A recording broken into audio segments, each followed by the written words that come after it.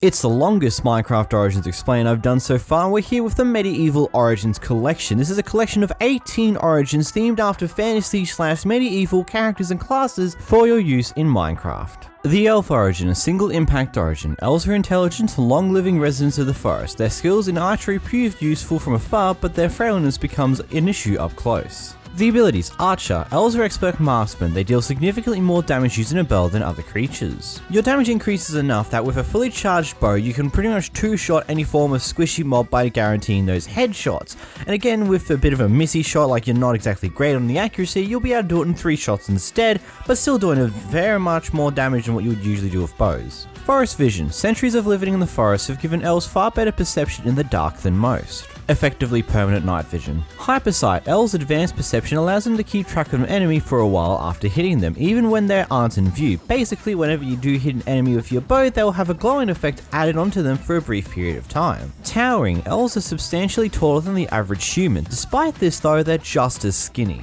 So you're 2.5 blocks tall. Whenever you crouch down, you will be the equivalent of 2 blocks tall, being able to still go in through those little spaces still and go through doors by crouching, and you're about as skinny as the average player is, which when you're just this slight bit taller, it gives this weird stretch distortion to your skin, so you may or may not like it. Steelwood. Elves live off of the forest and its fruits. Their digestive systems cannot process meat. Self-explanatory that one is, really. You can't eat meats and you can eat everything else. Spinally. Owing to their slender nature, the heaviest armor elves can wear is chainmail, though you can still wear an iron helmet because it's got the equivalent armor as chainmail. Weak melee. Elves are built for combat from afar, not up close. Their damage with swords and axes is reduced. When landing crits, this damage reduction is not amazingly noticeable, but whenever you're not trying to land crits, your damage does feel like it's severely reduced, making most squishy mobs being 4 shots with a Netherite sword without crits. The next origin in this collection is the Goblin Origin, a single impact origin. Conniving and greedy, goblins excel in 1-to-1 combat and gain more loot from any mobs they kill, although their small size becomes an issue against groups of foes. Rolling right into their abilities. Cunning. Goblins are cunning creatures. Their attacks do more damage than other creatures and they gain more loot from killing mobs. On the high tier end, then extra damage is not really amazingly noticeable, you still just 2-shot most squishies, but in the lower end you'll probably notice your increased amount of damage. And you also seemingly have what's effectively either a looting 1 or a looting 2 enchant on your hits at all times, regardless of how you hit or kill things, you always get that little bonus.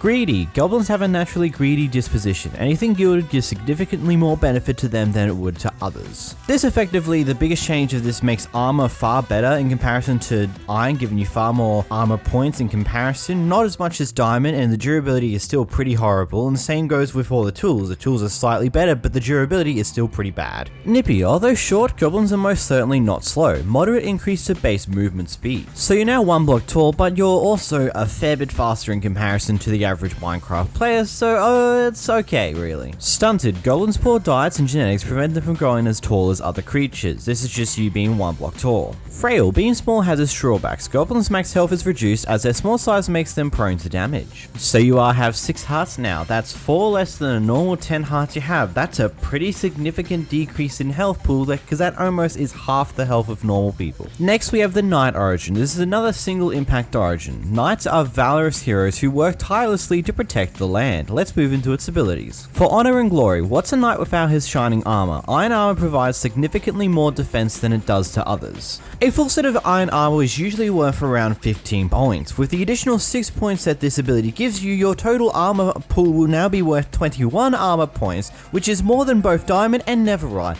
though you don't get the knockback debuff resistance from diamond and netherite, nor the toughness that you gain from netherite armor, so pick what you choose. Skilled swordsman. Knights are trained professionals at what they do. Any attack they make with a sword deals more damage. This damage boost won't be too noticeable for you at the high end with the diamonds and netherite swords. They'll still do roughly the same amount of hits to kill most squishy mobs, though with the higher HP mobs such as the Warden, Dragon, and the Wither, you will notice that they will take less hits than before because you take more of their health pool each time, though this boost will be very useful in the early game as both your stone and iron swords will be able to take most squishy mobs out with either 4 normal hits or 3 crit hits, or making your damage output output a lot more noticeable in the early game. Valor, Knights of Valorous Men. In their dying moments, they fight harder than ever. With this ability, there's not too much of a noticeable boost or buff that you gain when you're on the low health side, at least in the actual ability department. You do maybe do a little bit more damage than you would before, but either way, it's not massive. Burdened by heavy armor, Knights have reduced movement speed. It feels like that your sprint speed as the Knight is slightly faster than the average walking speed of a Minecraft player, making your walking speed normally very slow in comparison. Though with jump sprinting, you can pretty much make up the difference because your speed isn't that much different when you're jump speed sprinting. Magic Prone. With high physical damage resistance, it's only natural that attacks of a more spectral nature has increased effects on Knights. Now this is going to be the first reference of magical or spectral mobs inside of this actual mod, but basically whenever it referenced this, it referenced Witches, Endermen, the Ender Dragons, Shulker Bullets, the Evoker Fiends, Vexes, Wither Skulls, Guardians and Elder Guardians based attacks. These will do significantly extra damage because they're spectral in nature. Melee Forever. Unskilled in the art of archery, Knights are incapable of using bows. This also functions the same with crossbows, so you can't use neither bows or crossbows, but you can still throw tridents, so if that picks up your fancy, you still have some form of range attack. Now to move on to our two impact origins, the first one being the Arachne. Humanoid arachnid calf breeds. An Arachnes are the size of a man with the dexterity and nimbleness of a spider. What could possibly go wrong? Let's roll into the abilities. Climber. The fine bristles on the Arachne's legs allows them to climb up walls. Basically, you treat everything like it's a damn ladder, kind of similar to how the Inchling does it. Though, if you can reach it, so let's say it's 2 blocks off of the ground, you jump up to reach it, you can actually grab onto it and climb from there, which will probably prove to be very useful. Many eyes. The Arachnid's 8 eyes are all adapted to darkness, allowing them to see very clearly even with very little light. This is not just a simple night vision buff, no. Instead, everything is quite literally daylight. Regardless if it's midnight, it's still daylight. If you go into caves or anything along those lines, it's still like it's daylight in their caves, despite the caves not being connected to the surface. Ultimately, you should not have any form of issue seeing anything anywhere. A venomous bite. Arachne's fangs contains venoms, and every bite has a chance to poison their opponent. This ability procs on a bit of a rare note. It doesn't have any form of cooldown, so once it procs once, it has the possibility of proccing again in the next hit if you get lucky enough, but it is pretty rare because I managed to kill an entire pig with my fist and it didn't go off at least once, but then the moment I hit the next pig, it goes off finally. So it's one of those things. It's going to be useful when it goes off, but it will go off pretty rarely. Web Slinger. Arachne can on command spit webs in which their opponents will be immobilized for a short period of time. Whenever you do use the ability, you'll actually suck in the mobs in the very general distance of where you actually place it, but be aware when the cobweb does disappear, these mobs will automatically go back to where they were, but they'll still have an immense slowness effect for another few seconds.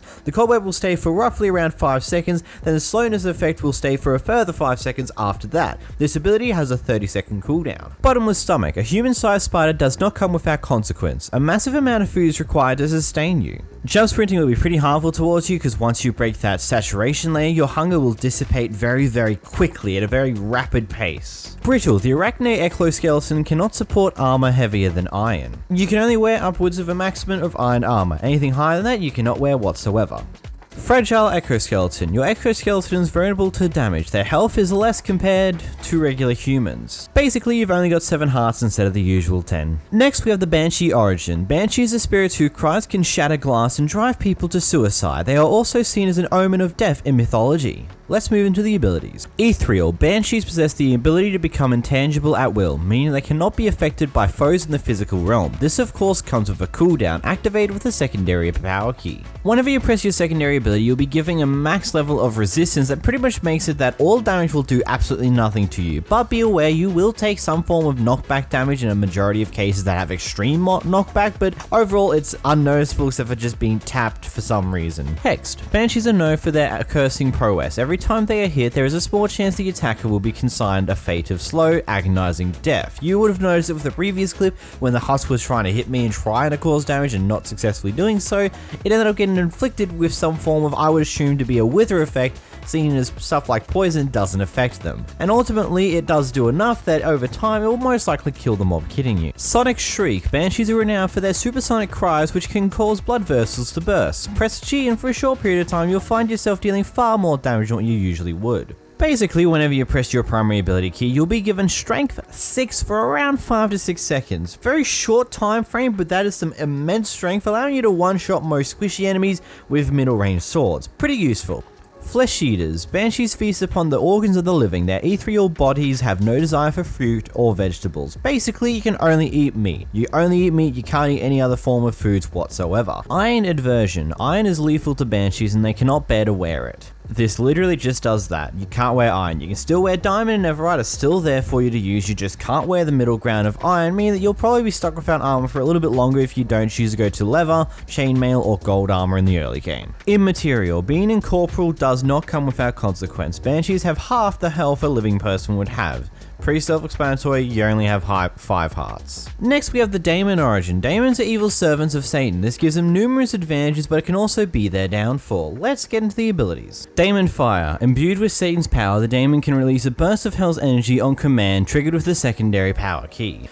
They're effectively just the same fireballs that the ghast shoot you whenever you're in the nether and you're versing one of these things, and I can also probably assume that these could possibly be reflected back in your phase as well. Hellborn. When you lived in the depths of hell, a lick of fire is nothing to you. Daemons are immune to fire damage. This is effectively just a fire resistance potion being on you at all times. You don't take any damage from fire, you don't take any damage from lava. Pretty useful. Carnival. Daemon's bloodlust is insatiable. If it is in the flesh of an animal, it's worthless. Again, following suit with the previous origin, you can only eat meat. Any form of vegetable, fruits, or any non-meat substances is completely unedible to you. Unholy Deal. Daemons can exchange for some of their health for increased strength on the account of Devil's Influence, triggered by pressing the G button. Basically, in exchange for 6 hearts from your current health pool, so if you have less than 6 hearts this will kill you, you'll be given strength 3 for around 20 seconds. Very short duration for the sacrifice of 6 hearts. That's massive, man. Hydrophobe. When you've lived in lava your whole life, water seems quite scalding towards you. Demons are damaged by being in water. This is basically the same as what Enderians have. It's just water damage, you know? This means you won't get the effects of any form of health-based potions. You will still take damage from instant damage or poison potions though, so that's a bit of a thing to keep in mind. Overworld weaknesses. As an agent of hell, Daemons are not accustomed to the mobs in the overworld and therefore take more damage from them. AKA overworld mobs. They hurt more than usual. It's not much more to it.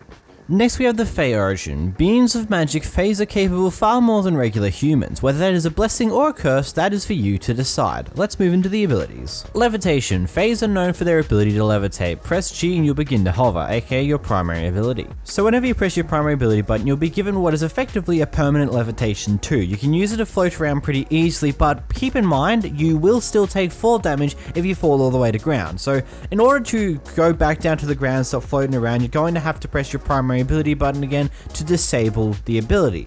But you got to keep in mind, you're going to have to press it real quickly right before you hit the ground in order to make sure you don't take any form of fall damage, and then once you're close enough to the ground, just press the ability again to disable it. Magic resistance. As magical creatures themselves, Fays take less magic damage compared to other creatures. This is the same set of creatures as before, those collections that do slightly different damage than that's not a bow or sword based damage. Cool. Regeneration. Fays are magical creatures. Press your secondary power key and you regenerate health for a short period at the cost of your hunger.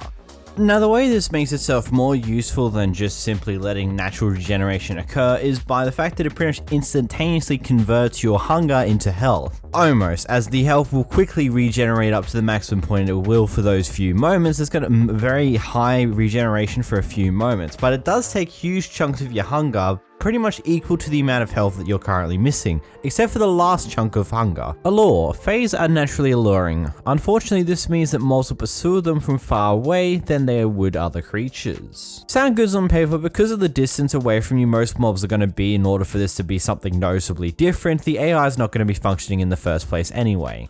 Diminutive. It's rare for a Fey to break 5 feet in height. They are small creatures that are even smaller than the Weasley goblins. Yeah, you're tiny. I mean, makes sense. Iron aversion. Iron inhabits Fey powers. It's unbearable for them to wear iron. It follows the rules of this previous origin where you can't wear iron armor, but you can still wear both diamond and netherite. It just gets rid of that middle ground area for armor, so you either just have no armor until diamonds, or you find your way to get gold, chainmail, or leather armor instead. The next origin is the Necromancer. Mages learnt in the art of raising the dead. Necromancers can raise an army from nothing. However, this morbid relationship with death comes with consequences. Let's go through the abilities. Hellraiser. At will, a necromancer can raise a circle of skeletons, blocking projectiles and damaging other opponents. Unfortunately, it only lasts for a short period of time. This short period of time in question is about 20 seconds, which will probably be useful enough in most circumstances. It does block off a lot of damage and and it does do a significant amount of damage, but it seems like it can also majorly affect you at the same time if you're not careful, maybe. Resilient. Learning about death goes a long way towards avoiding it. Necromancers have increased health. You have an extra 6 hearts on top of the usual 10. Giving you a lot of extra health, almost coming partway towards doubling your current health pool. Impervious. The study of death has made necromancers immune to poison, wither, and instant damage. Unfortunately, this also means they do not receive the positive effects from regeneration and instant health. About as self-explanatory as it can be, really. Except where it's kind of wrong, instant damage and instant health still work normally. Poor reputation. Unfortunately, students of the dark arts are feared by the general populace. Villagers will refuse to trade with necromancers and iron golems will attack them on sight. This, however, comes with the bonus that they are accepted amongst the ranks of the pillagers. Pillagers are completely friendly with you, and it doesn't matter if you hit them or not, they still won't attack you, but this does also mean, on the counter of it, iron golems will just immediately go for you. They don't give a damn, they're gonna attack you. Black Thumb. Necromancers only work with death. They cannot harvest any crops and they will wilt at their deathly touch. Now, you can still grow these type of plants, you can still plant them, bone meal them, get up to fully grow, just you can't be the one to break them, as if you break them, the crops will just drop absolutely nothing. Not even the seeds, you'll get absolutely nothing back from the crop if you kill it yourself. Disturbed. Learning the art of necromancy is traumatizing. Necromancers cannot sleep, too scared to dream of what they wish they did not know. You can still set respawn locations with beds, just whenever you try to sleep in one, it'll say, what you will know will kill you, but you'll die laughing. Unguarded. Enveloping oneself in the arcane leaves you open to attack in the physical realm. Most mobs deal more damage to necromancers. Effectively, any form of physical damage will deal double damage towards you instead of the normal damage, which is pretty overkill considering everything, but you do have extra health so it can tank that kind of. Next we head into the Paladin origin. Soldiers of the Lord Paladins excel in combat against the world's foul, undead creatures. However, their holiness leaves them vulnerable to attack from these very same beings. Let's roll right into the abilities. Holy Fire. As a servant of the Lord, undead creatures cannot bear the touch of a paladin and combust when hit. Basically, any undead mob when hit will be set aflame. They'll be on fire and you can effectively kill an undead mob in 2 hits with your fist because the fire will deal enough damage to just kill them immediately. Holy Instruments. An axe in the hands of the paladin is a dangerous weapon. All axes deal increased damage, but swords will deal less damage. This damage increase and decrease will mean a lot more in the early game where your axes are going to be so much more damaging than your swords, but in the higher end when it comes to crits, it doesn't really matter as much, but with single hits without crits, axes is going to be miles better, doing the double amount of the damage, really. Leech. Every kill regenerates a heart of the paladin's health. Does this need explaining?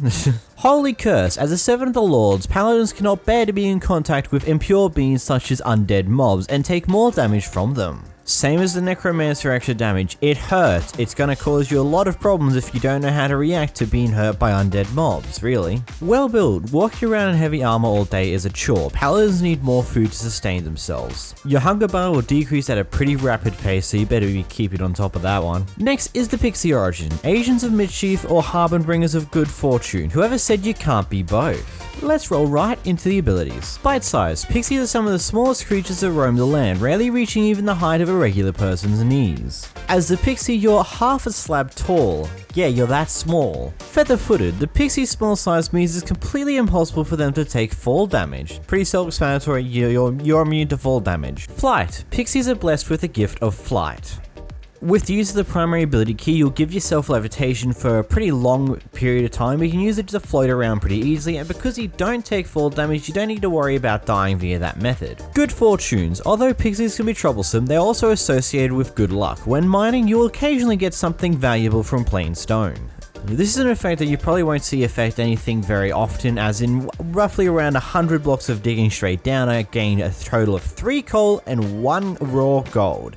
That is pretty much nothing in comparison to, let's say, a previous origin from over a year ago I reviewed it that pretty much gave you a bunch of random stuff very regularly. Overall, it's not going to break the game. Mischief maketh man. Pixies are capable of performing numerous mischievous acts which, if not dangerous, are certainly loud.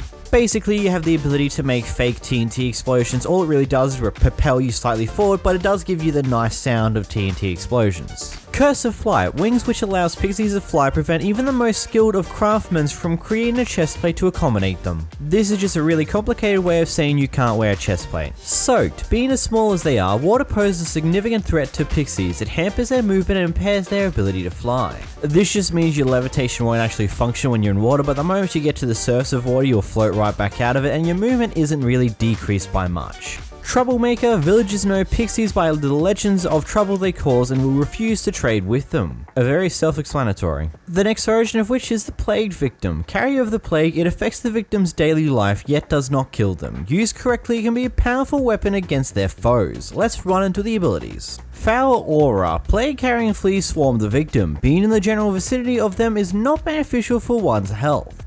Whenever you're near a mob for more than around 2 seconds, they'll gain the wither effect for 2 ticks, meaning they'll only ever take 2 hits of damage every time they're near you, so that means it won't immediately kill off any mobs that come near you, so you won't accidentally kill people, but if you do purposely stay near them, they will continue to take that wither damage every few seconds, meaning you can't kill them via that method and not anger things such as Endermen, wolves, or iron golems with this, because it's still technically passive. Plague immunity. Although the plague affects the carrier, they do not suffer the brunt of its symptoms. Carriers are immune to poison and wither. Very self-explanatory. Risk of transmission. Every contact with a plague victim is a 50-50 on whether you will contract the disease or not. Their opponents best pray that they get lucky. Basically, every hit that you perform will have a 50% chance of inflicting the wither effect on said person that you hit, for around 10 seconds of the wither effect damage. Contagious. The plague is highly contagious. Villagers will refuse to trade with you out of fear of contracting the plague. A good bit of a note though is iron golems won't attack you, unless provoked of course. Insomniac. The horrible welts make sleep impossible for carriers of the plague. Well, you can't sleep whatsoever. Self-explanatory. Sensitive skin. The plague causes welts and lesions upon the skin, which are tender and painful to touch. As a result, victims cannot wear armor for the pain it will cause. Just a complicated way of saying no armor for you. Skin and bones. The plague causes rapid muscle arthropathy, resulting in reduced health and speed. You have 8 hearts total and your speed is drastically reduced, though sprint jumping still works as normal. Next we have the Siren origin. Sirens have an ensnaring beauty and an evil nature. Their irresistible beauty is the downfall of many a sailor. It is up to you to use this power to your full advantage. Let's roll right into the abilities.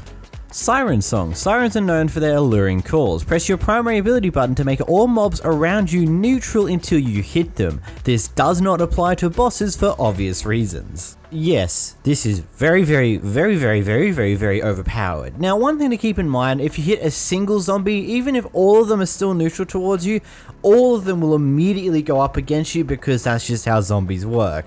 So, wowzers. Amphibious. Sirens, being a subset of merman people, can survive in water and swim with increased speed. Yeah, you effectively get super speed when roaming around water, and also you don't have to worry about breathing. Holy Water. Sirens have regenerative powers which are full force when they're in the water. Basically, you have regeneration 2 permanently whenever you're in the water. Out of Your Depth. Although sirens can survive just fine on land, it's not their natural environment. As such, their regenerative abilities do not apply, and to any damage taken on land can only be healed with potions. Basically, you have no natural regeneration. If you're in water, you have regeneration 2 be put on you so you can heal yourself, yada yada yada. It makes a lot of sense. Prone. While sirens can regenerate their bodies, they are weak to blunt force. Melee attacks do more damage to them. Same as previous origins in this pack, you take effectively double damage from melee. Flammable. Sirens and fire do not mix well. Any contact with flames results in instant death. Be sure to watch your step in the nether. So you know how there are so many origins that have multiple fire damage increases? This is way worse. A single fire tick will take 3 of your health pool.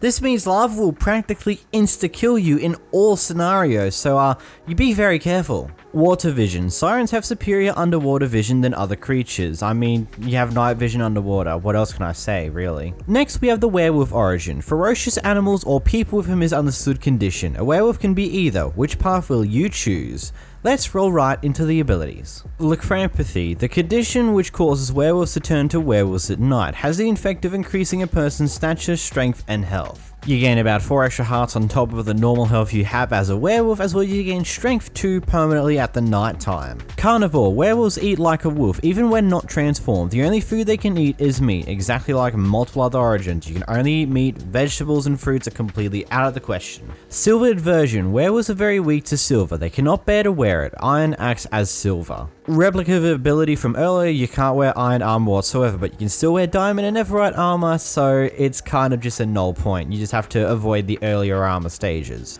Drained. Night prowess at night does unfortunately come with consequences. In daytime, your health and strength are reduced. It just means you have 8 hearts in the day and you don't have any strength boost. Insatiable hunger. Werewolves are consistently looking for their next meal. Their appetite is much greater than average. Yeah, your hunger decreases at extreme speed, as like a lot of other origins in this origin pack. I'm sorry, starting to get a little bit samey for a lot of these origins. They use very similar abilities, except for a few of the unique parts. So from this point forward, I'll most likely just very quickly brush over the abilities that are repeating itself very heavily in this video. So moving into the next origin, we've got the Yeti origin. Lumbering giants of frosty peaks, the Yeti's icy nature allows them to stop any foe, but can leave them vulnerable to fury attacks. Frigid Pulse, a powerful magic runs through the veins of Yeti, allowing them to attune a group of foes on ice on command. This is your primary ability and will teleport all mobs in the local vicinity into 2 ice pillars that will stay on them for around 5 to 10 seconds, doing suffocation damage as well as giving them slowness and other debuffs once they leave this thing. Though once the ice does disappear, they will be automatically teleported back to where they were before. From whence you came. Thriving best in lands from which they originate, Yetis move faster and are carried on the snow to negate fall damage in icy biomes.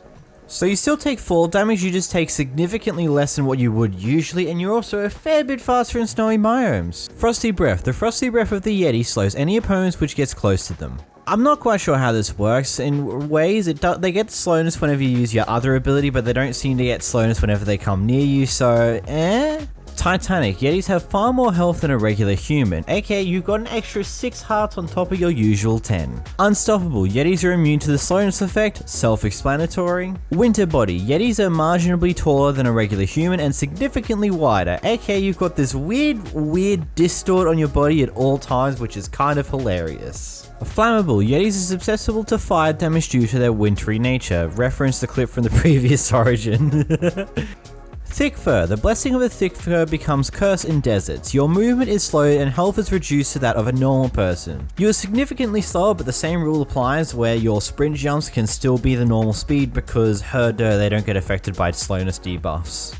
Now we move into the 3 impact origins. These ones are the maximum impact on the game and also with the most in their kit. They aren't just basic origins. Starting off with, we've got the Dwarf origin. Dwarves are short humanoids who live underground. They excel in mining but have issues surviving above ground. Let's move into the abilities. Dwarven Tech. Dwarven Tech allows dwarves to mine significantly faster than other creatures. The best way to describe the speed increase of your mining is pretty much to just describe it as, well, the wooden pickaxe feels like a stone pickaxe feels like an iron pickaxe, etc, etc. Like, it's kind of like upgrade to the next tier pickaxe, making it slightly faster than what it would be before. Nocturnal Eyes. Living on the ground has led to dwarves having highly sensitive eyes, being able to see perfectly fine even in the pitch black of caverns. You effectively have Night Vision 3, which may sound like it would do absolutely nothing, but it pretty much just makes it seem like daylight underground. Potent Brew. Dwarves are known for their alcohol consumption. Press G to consume a potent brew, which brings health back to full. Basically, whenever you press your primary ability button, you'll gain 10 seconds of Regeneration 5, pretty much guaranteeing you'll go back to full health before this effect wears out, and then the ability will take probably about 30 seconds to cool back down before you can use it again. Miniature. Perhaps the most notable aspect of the dwarf is their size. They are far shorter than the average human, about a block tall. Darkness Dweller. Dwarves are adapted for the darkness. Daylight is far too strong for their eyes and blinds them until the darkness returns, counteracted by wearing a golden helmet. Basically, whenever you're on the surface of the Minecraft world, you will have blindness 3 permanently. If you do wear a golden helmet though, it will immediately take this blindness away like instantaneous, so it can be useful to have a golden helmet at all times. Dense. Dwarves are heavy creatures for their size and as a result cannot swim. Effectively, the water being there does not affect your physics, so it basically feels like you're walking on normal land. You just fall straight to the bottom and you just walk across the base of the water. Photoallergic. Dwarven skin is not suited to the intense sunlight of the outside world and they combust when exposed to it. You can prevent this though by wearing a helmet. Just reference what happens to skeletons and zombies when they are in the daylight. They burn to death, so will you. Next we have the Gorgon origin. Gorgons turn their enemies to stone, however, life without being able to look at anyone in the eyes comes with consequences. Let's go into the abilities. Serpentine Companions. Every time a Gorgon is hit, they have a chance to spawn a silverfish to attack for them. After about being almost killed with the amount of hits I was taking from a husk, the silverfish spawned, and now this isn't just a normal silverfish, it's actually a translucent iron golem, hence why it will go attack mobs and do a lot of damage to them. Though, if the silverfish does get hit in any way, shape or form to kill it, the iron golem will go with it too. Pretty sneaky way of doing that, pretty nice. Stony Gaze. When a mob attacks a Gorgon, there is a chance for it to be frozen in place for a short period of time.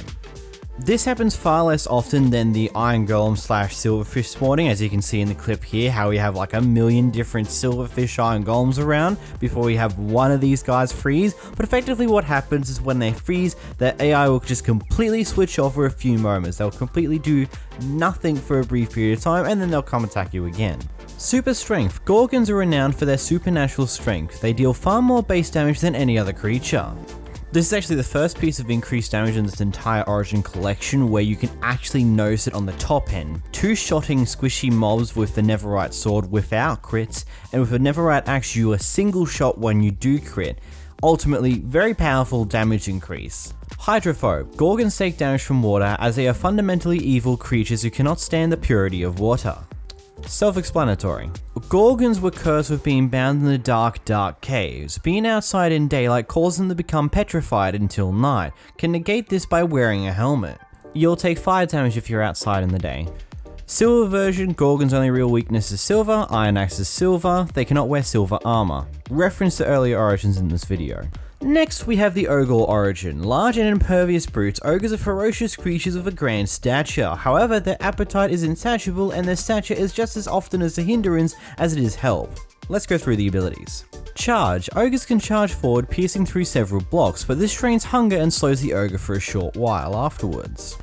So whenever you use this ability, you'll gain a huge amount of your hunger, roughly around 3 to 4 points depending on your luck really, and when you do it, you charge into whatever location you're currently looking at. If you're a little further away from blocks, you'll kind of just bounce around them, but if you're close enough to blocks, you'll actually destroy them as you go through them for about 4 to 5 layers worth of blocks. Overall, pretty useful ability for mining if you want to do something like that. Lead Belly. The enormous appetite of an ogre sometimes means eating an undesirable meal from time to time. As such, the ogre stomach has evolved to withstand even the most toxic of foodstuffs. Basically nullifies all negative effects that you can gain from food, except for nausea from pufferfish for some reason. Stocky. Owing to their tremendous size, ogres have 2.5 times the health of a regular player. This means that you have 2.5 rows of health, which is pretty crazy to say the least. Gargantuan. Ogres are renowned for their size and are substantially taller and wider than most creatures. You're roughly about 3 blocks tall and almost 2 blocks wide. Almost, but you still will need to have 2 blocks wide worth of space to get through most things. Ravenous. It takes a lot more food to sustain a creature as large as an ogre. Appetite is massively increased. I mean, you're already going to be trying to keep on top of your food anyway because your ability uses a lot of it, so it's just kind of an exception at this point. Sluggish. Not known for their ability, ogres are some of the slowest creatures to roam in the land. You are significantly slow, but as with Minecraft logic, sprint jumping gives you roughly the same speed as before because your jumping speed's not affected for some reason. Minecraft logic. XXL. It's rather hard to find a suit and armor in your side, XXL. As a result, ogres can only wear flexible armor, being leather and chainmail, so most armors are completely useless to you, though you have a huge health pool, so take what you may. The next origin is the Troll origin. Large, lumbering beasts of the mountains, trolls are by far the biggest and baddest brutes of the land. Yet, could this very size be their undoing? Let's go through the abilities. Ironhide. Trolls have incredibly thick skin, giving them natural armor and massively increased health. You have 5 bars of health. That's right, 50 hearts. I have no idea the natural armor that you have because I can't see it whatsoever, but that's a lot of health. Rock Throw. A troll at will can hurl a large rock into the air, plowing through whatever it may cross in its path. However, this does come at the cost of 64 precious cobblestone blocks. Finally, a use for all that cobblestone. This effectively throws this big piece of cobblestone that will do a massive amount of damage, having a long trail of destruction until it eventually falls down through the earth and then leaves a crater wherever it lands with a mini explosion. This has a ridiculously long cooldown of several minutes. I wasn't willing to wait out the timer. This video is taken long enough as it is. So yeah, this is useful. Thunderous Stride. Trolls walk with purpose. Should they persist long enough, they can walk straight through any obstacle which may cross their path. First key note, if you're going diagonally, this ability does not work as intended, so that's a big thing to keep in mind, but if you're going straight on at blocks, after about 2 to 3 seconds of staying on this wall, it will eventually break it down entirely and you can walk forward. So I suppose if you do break your pickaxe, you do have a way out of the mines. Ham-fisted. Whilst the huge fists of the troll pack a mighty punch, they are far too cumbersome to hold a shield. You can't hold a shield, but you do a lot of extra damage. And it's at this point throughout the recording that the troll caused my game to entirely crash, and I can no longer load in the world that has the troll origin within it that was in use. So beware, if you do use Medieval Origins anytime soon without any updates post-December, you're most likely going to have issues with the troll origin. I have no idea what's caused it because the crash report's not really giving me much information aside from it's something to do with the troll origin itself, but yeah, this video took so much more time and effort than I expected to actually create. So while 𝓵𝓲𝓷𝓴𝓼 and Apocalypse Origins are the next 2 Origin collections on my list to make videos on, I can't guarantee you when those videos will end up coming out. 𝓵𝓲𝓷𝓴𝓼 I'm going to try and have done before the end of the year, but Apocalypse Origins will be done sometime early next year, all in all. So if you enjoyed this video, make sure to hit the like button down below, make sure to subscribe. This was a pretty big one, and I'll see you guys on Friday. I'm going to take a bit of a break. Bye bye!